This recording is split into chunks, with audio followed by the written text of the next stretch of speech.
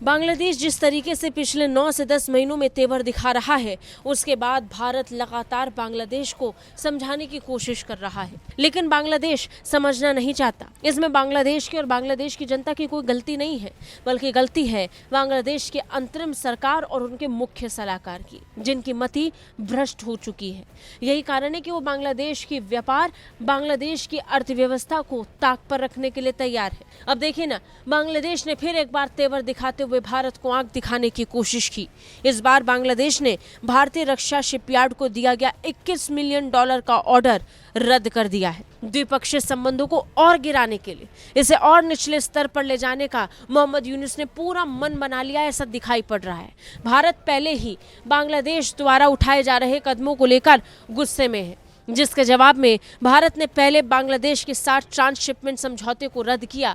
उसके बाद कुछ पोर्ट्स से होने वाली व्यापार की आवाजाही को भी रोक दिया, और इसके जवाब में अब बांग्लादेश भारत को आंख दिखा रहा है। भारत को नुकसान पहुंचाने के लिए भारत के साथ भारत को दिया गया ऑर्डर रद्द कर रहा है, लेकिन बांग्लादेश ये भूल रहा है कि भारत के लिए ये नुकसान इतना बड़ा नहीं होगा जितना बड़ा नुकसान बांग्लादेश को भारत की जवाबी कार्रवाई से हो सकता है। जी हाँ, द्विपक्षीय संबंधों में गिरावटों के बीच बांग्लादेश ने पिछले साल कोलकाता स्थित रक्षा shipyard garden reach ship building and engineers के साथ 800 टन के उन्नत समुद्री तट के निर्माण के लिए $21 मिलियन के ऑर्डर को रद्द कर दिया है।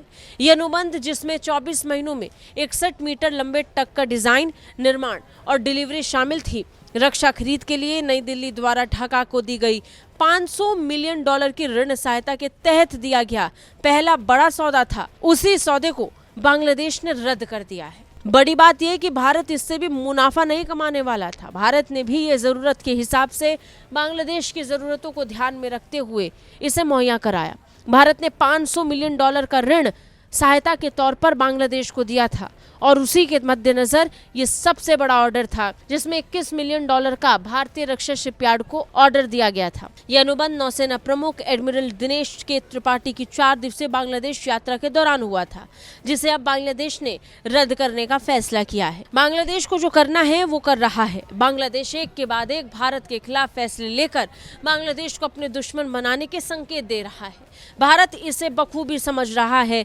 नतीजन एक के बाद एक जवाबी कार्रवाई भी भारत की तरफ से जारी है। बांग्लादेश भारत के व्यापार को रोकने की कोशिश करेगा तो भारत बांग्लादेश के व्यापार के साथ क्या कर सकता है ये वो अच्छे से जानता है, लेकिन इस बात से मोहम्मद यूनुस को मानो फर्क नहीं पड़ता। यही कारण है कि वो बार बार ऐसे फैसले ले रहे हैं जो भारत के लिए उकसावे भरे हैं। ब्यूरो रिपोर्ट, भारत तक।